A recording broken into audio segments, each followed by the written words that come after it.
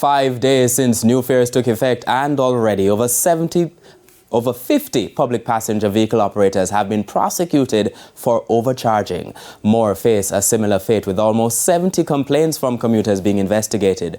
The Transport Authority made the revelation today. Details in this report. As you see behind the Managing Director of the Transport Authority, Ralston Smith, rain. Quite similar to how many passengers have been forced to make money rain due to fare overcharge by taxi operators.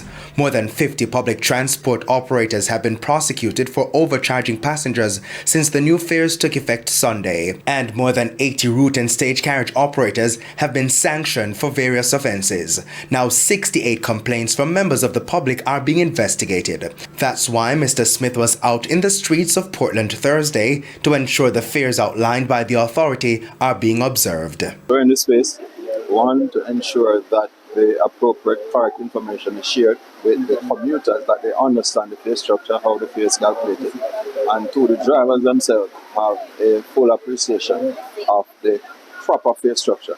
This, he hopes, will preserve and protect the rights of all passengers, from students going to school to adults going to work.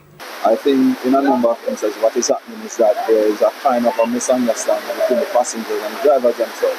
As we have seen some situations where the fare would have been $160 prescribed and the driver would be charging $150, and that is quite good. We commend that.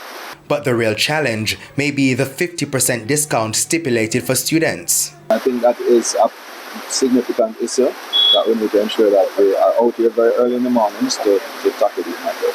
Taxi operator Tyrone Amore said he's somewhat satisfied with the authority's fare table. It's really helped out a bit. It's not so as we would want it, but it still help us out a bit, because the gas gone up, and traffic ticket gone up and stuff like that, and the parts and for the car them gone up as well.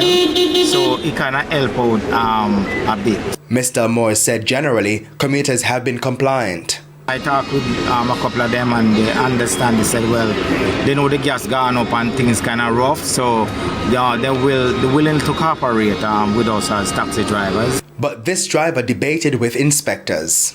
A road taxi. A road taxi. He's adamant that the new fares hold no weight in the current economy. We can't survive with it.